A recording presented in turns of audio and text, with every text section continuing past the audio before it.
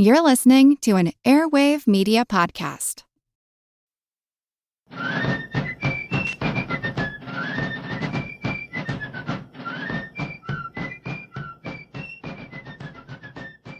Hello, and thank you for joining the American Revolution.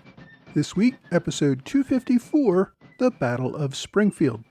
Last time, we covered General Wilhelm von Kniphausen's foray into New Jersey on June 6 through 8, 1780, where he hoped to attack the Continental headquarters at Morristown, but ended up doing little more than burning the village of Connecticut Farms. When Kniphausen launched the attack, he had done so at the urging of men like Governor Franklin, Governor and General James Robertson, and former Governor and still current Major General William Tryon. These men and other leading Loyalists had been receiving word that the Continental Army was on the brink of collapse after the harsh winter at Morristown, and that it was still not getting spring reinforcements that they expected. The Loyalists were all saying that the people of New Jersey were tired of war and would gladly rally around any British advance into New Jersey, if only to end the fighting. Kniphausen came to believe that he had an opportunity to deal a death blow to the Continental Army before the French army could land in America, and perhaps getting full credit for the victory by attacking before British General Henry Clinton returned from South Carolina. Kniphausen's failed attack showed that the Continentals were still very much a force to be reckoned with, and that the New Jersey militia was still more than willing to turn out against the British whenever they set foot in New Jersey. As with any loss, there was plenty of finger-pointing. Kniphausen said that he had been duped by Loyalist leaders who gave him bad intelligence about the state of the Continentals and the resolve of the state militia. Loyalist leaders pointed right back at Kniphausen and the Hessians, saying that he and Colonel Worm had moved far too slowly, sitting around for hours in what was supposed to be a lightning strike that would catch the enemy off guard. On June 8th, the same day that Kniphausen was bringing his defeated force back to New York, General Henry Clinton boarded a ship in Charleston. Having defeated the Southern Army under Benjamin Lincoln, Clinton was hoping to make it back to New York in time to confront the French army that was expected to land any day. Clinton was unaware of Kniphausen's raid that had led to the Battle of Connecticut Farms. He had sent word via junior officers, including by some accounts Major John Andre, that Kniphausen was to be prepared for an attack after the main army returned from South Carolina. According to one account, an officer had arrived to inform Kniphausen of this on the afternoon of June 6th, just as he was launching the raid. Kniphausen later said the officer only told him that Clinton would return soon, not that the general was planning his own attack after his arrival.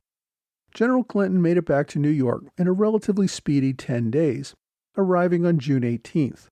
In his later reports, Clinton said that he had planned a two-pronged attack with Kniphausen launching an attack similar to what Kniphausen did at Elizabethtown, while Clinton launched another raid to the south at Amboy, knowing that Washington would be unable to defend against both attacks at the same time. Kniphausen's raid before Clinton returned, however, had put the Americans on alert and had greatly reduced the chances of success for a second raid.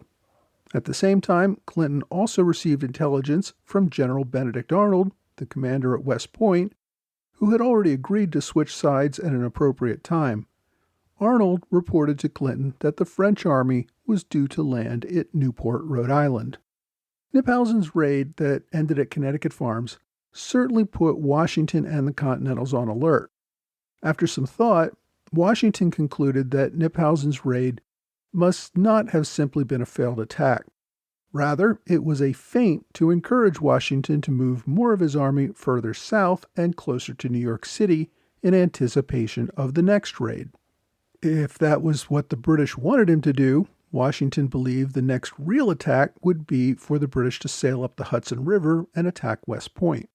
It was only late June, with the whole summer and fall fighting season ahead of them, and with Clinton's main army on its way back to New York, Washington surmised that the British would attempt a much larger offensive and that the most likely target was West Point. Washington grew even more concerned after learning the British were concentrating larger forces at Elizabethtown, and had even built a pontoon bridge between Staten Island and the New Jersey coast to transport men and equipment much faster.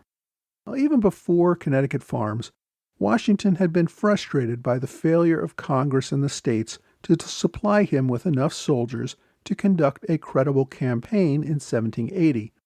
Not only that, Congress had ordered him to send some of his forces to the south to contest General Cornwallis in the Carolinas after the loss of the Southern Army under Benjamin Lincoln. The President of Congress at this time, Samuel Huntington, had specifically written to Washington to let him know that Congress wanted the Continental Cavalry under Light Horse Harry Lee to proceed immediately to the Carolinas. Huntington's letter included a contingency that said Washington could hold off on the transfer if it would upset some of his immediate plans. The normally compliant Washington relied on that to ignore Congress's request and keep his much-needed cavalry available to monitor the enemy following the attack on Connecticut Farms. Washington sent an urgent note to the Board of War in Philadelphia requesting the immediate return of Lee's brigade.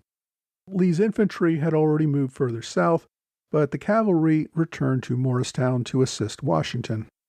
General Washington also put General von Steuben in command of the advance guard, tasking the former commander, Lord Stirling, with riding through New Jersey and trying to rouse more militia to turn out. Almost 3,000 militia had answered the call when the British marched on Connecticut Farms, but Washington had to allow more than half of them to return home. Had he tried to force them to stay in the field, they would just be less likely to turn out the next time he needed them. Washington also put General Greene in overall command of forces in New Jersey, while Washington himself focused on securing West Point, where Benedict Arnold commanded. Units in upstate New York, who were deployed to oppose the attacks by the Loyalists and the Iroquois from Niagara, also had to move to West Point to prepare for a defense of that important fort. Now, still in command at the front lines in New Jersey was General William Maxwell.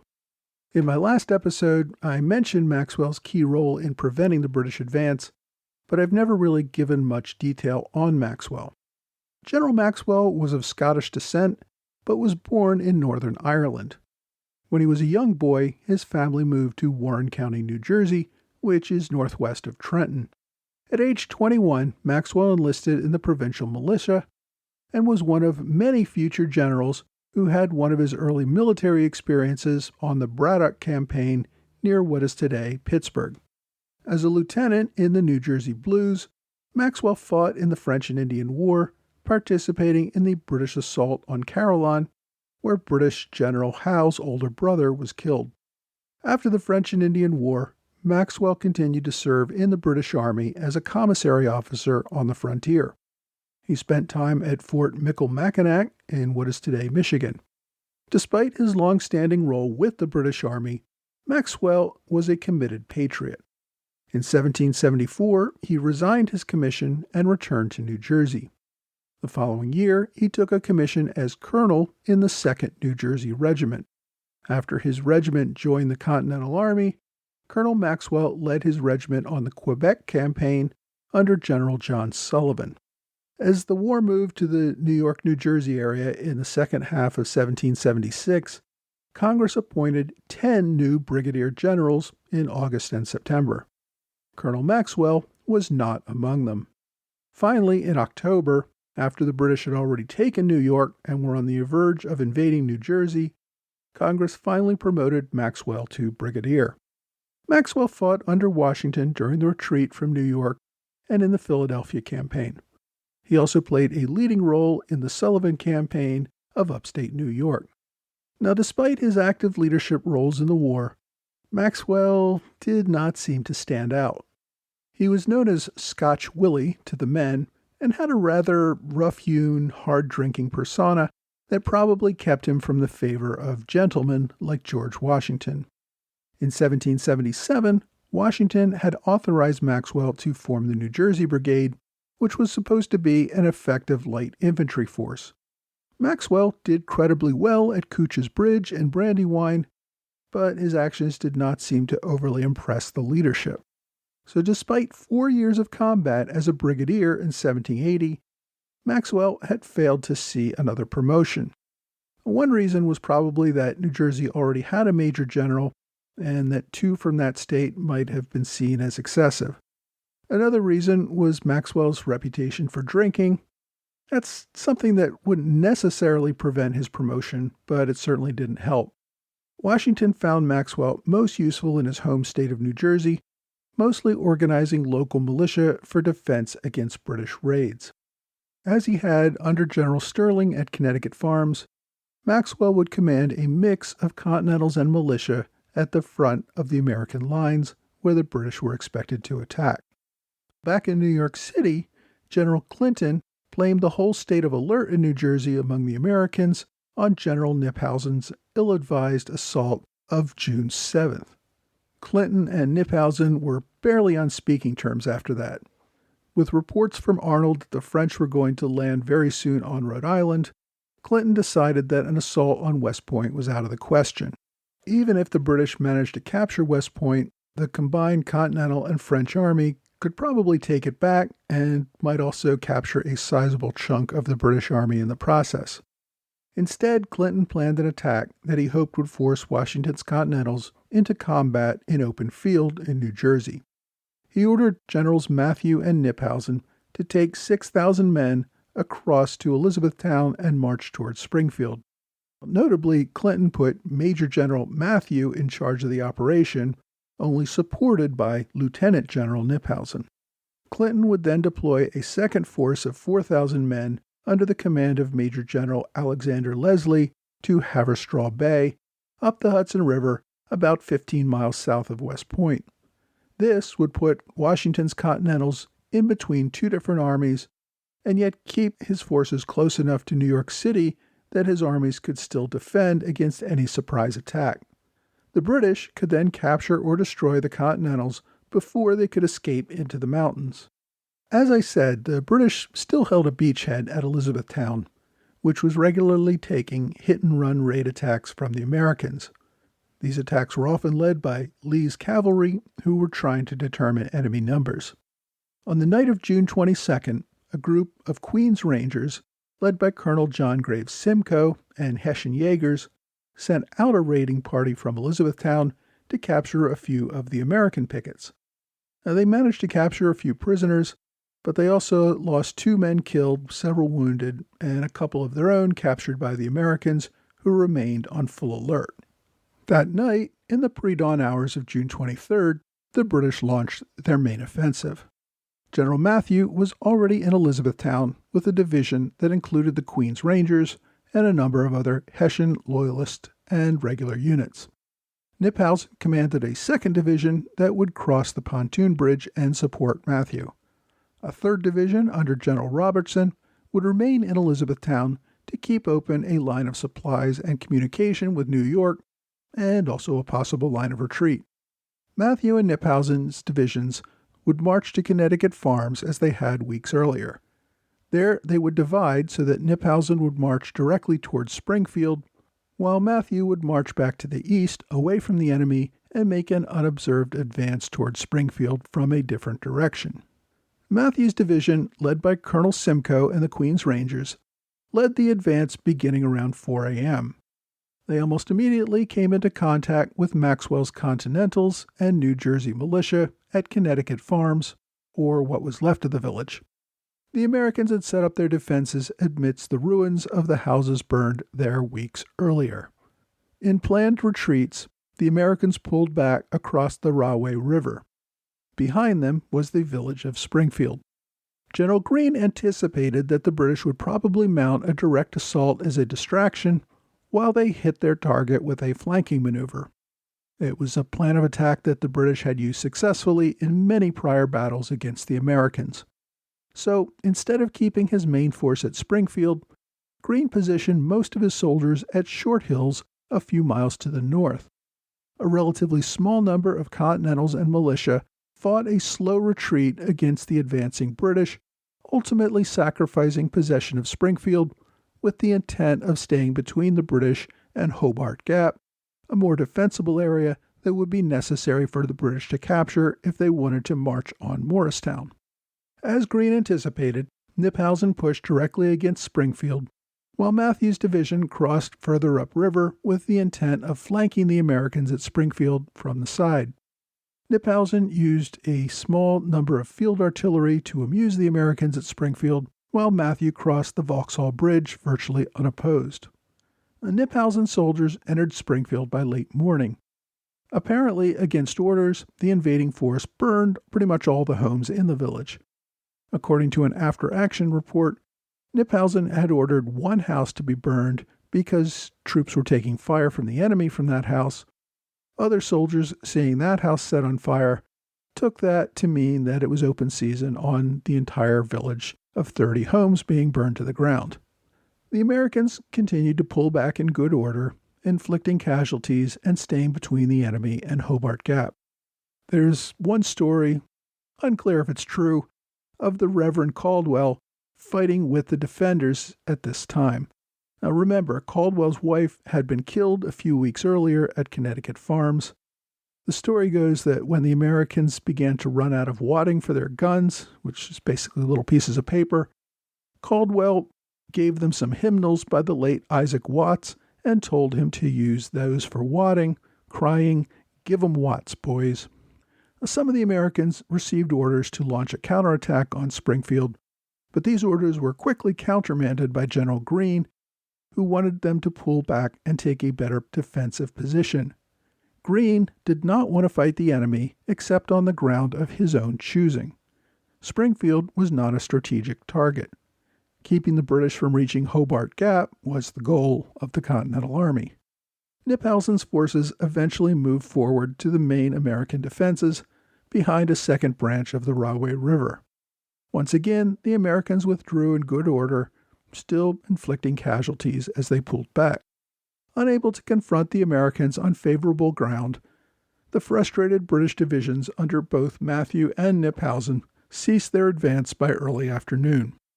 The two divisions once again concentrated their forces in Springfield, but found the Americans in good defensive positions that could not be dislodged without great loss. The British then opted to pull back to Elizabethtown.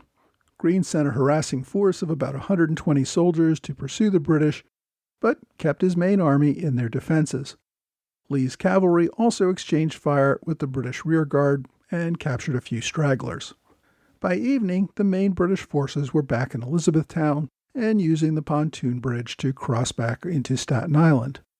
By dawn the following day, the entire British Army was back in New York and had dismantled the pontoon bridge, completely abandoning their toehold at Elizabethtown.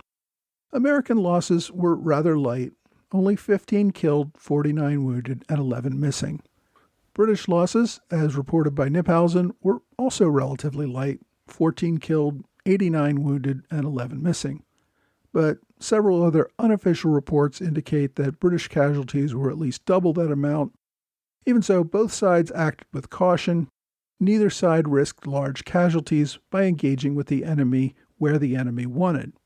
Greene, in his first independent command in years, had proven that he knew how to give up ground tactically for a larger strategic victory, something that would serve him well over the next year or two.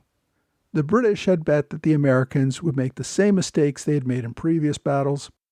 The American generals, however, were becoming more experienced in strategy and were not likely to make those same rookie blunders again.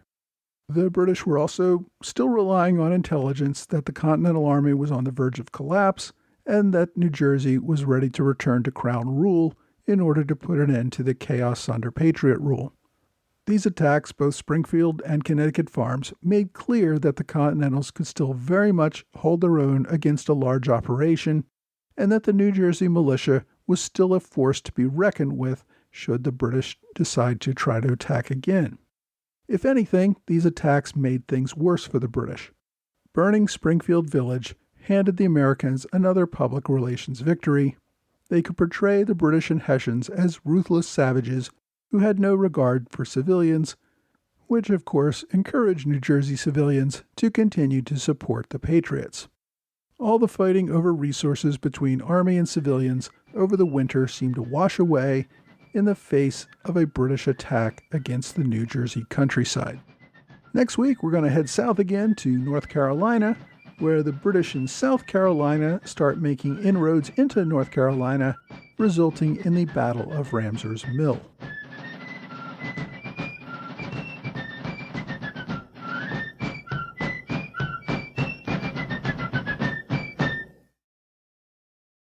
Hey, thanks for joining the American Revolution Podcast After Show.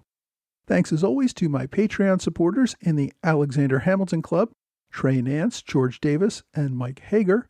I'm also pleased to announce a new member of the club, Michael Gaylord. Thanks also to Robert Morris Circle supporters, Lee Seam, Michael Mulhern, and TJ Walker, and to my new standard bearers who joined in August, Tyler Metzger, Nick Sava, Robbie Bloom, and Steve Sunison. Patreon really has become the primary way I can cover my costs of this podcast as it's grown. It's allowed me to keep this podcast largely commercial-free and to make everything available to all at no mandatory cost. I really am grateful for everyone who has become an ongoing sponsor of this podcast. I also appreciate one-time gifts via PayPal or Venmo.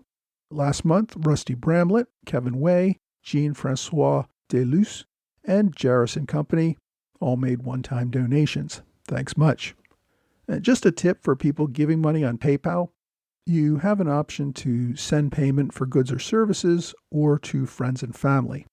Since what you're sending me is a gift and not a purchase, it helps me if you pick the friends and family option. That way PayPal doesn't charge me a fee for the transaction. Many of you know that I also run the American Revolution Roundtable of South Jersey. I'm pleased to announce that after more than 2 years, we're finally returning to live events. We meet at the Lyceum in Mount Holly, New Jersey, and our first live event will be on September 13th, where Kyle Jenks, who portrays James Madison for tours mostly in Philadelphia, will be giving a talk. If you're within reasonable driving distance of Mount Holly, New Jersey, please join me for this event. I've posted a link with details on my website at www.amrevpodcast.com. This week we covered the Battle of Springfield, New Jersey. Most of us tend to think about the war in New Jersey as ending after the Battle of Monmouth in 1778, other than maybe some really minor raids. The British mostly sat in New York City and watched the real action in the South. But Springfield was a major battle involving thousands of soldiers. We don't really remember it as such because neither side engaged in a way that resulted in massive casualties, and the conflict didn't really do anything to change the strategic standoff between the two armies. But without the benefit of our hindsight, military commanders on both sides still thought that the war could be won or lost in the North. Washington was still obsessed with retaking New York City, and Clinton still clung to the hope that he could cut off New England from the rest of the rebellious colonies. The advance on Springfield was Clinton's hope to make some gains before the arrival of the French army in America. One reason he didn't succeed was that American commanders were more experienced by this time and did not put their armies at risk unnecessarily. The British might have been better off not attacking, since, as I said, many citizens of New Jersey were growing weary of the costs of the war and maintaining the Continental Army in the state. This new attack by the British reinforced for many members of New Jersey why the army was needed. If the British had just sat in New York City, the lack of funds and support for the army probably would have had a greater impact on its destruction. It's also with this episode that we're probably going to be saying goodbye to General William Maxwell. The general would resign his commission a few weeks after the Battle of Springfield. By some accounts, he was hoping that his offer to resign following this victory would get Congress to finally promote him to Major General. Other accounts seem to indicate that there was some scandal of sort, but there really are no details about why he might have resigned because of some scandal. Whatever Maxwell's motive, Congress simply accepted his resignation, ending his long military career. He later tried to get reinstated, but Congress said no thanks. He served one term in the New Jersey legislature after the war, but he mostly retired to his family's farm near Phillipsburg, where he died in obscurity. My book recommendation this week is called The Forgotten Victory, The Battle for New Jersey, 1780, by Thomas Fleming. Now, this book focuses on the ongoing fight over New Jersey between Generals Clinton and Washington. Fleming, of course, was a prolific history author who wrote many books on the Revolution. He was also a New Jersey native, and he wrote The Forgotten Victory in 1973. Hopefully most of you know this by now, but Fleming sadly passed away at the age of 90 about 5 years ago. This book, The Forgotten Victory, is pretty hard to find and is out of print. I've been trying to find an affordable copy for a while with no luck, so if you're trying to think of a good birthday present for me, here's an idea for you.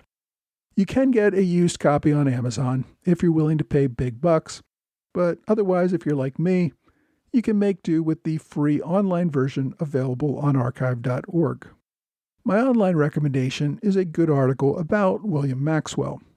Thomas Sobel wrote an article for the Journal of the American Revolution called William Maxwell, New Jersey's Hard-Fighting General. And as always, I've included links to it on my website and blog. My question this week asks, what would a British victory in the American Revolutionary War have looked like? Well, I'd say the best chance of a British victory came in late 1776 when the Continentals were trying to defend New York City. If the British had landed troops in northern Manhattan Island, they probably could have cut off any Continental retreat and forced a surrender of the entire army. This likely would have been such a blow to American morale that Congress would have been unable to raise another army and probably would have sued for peace.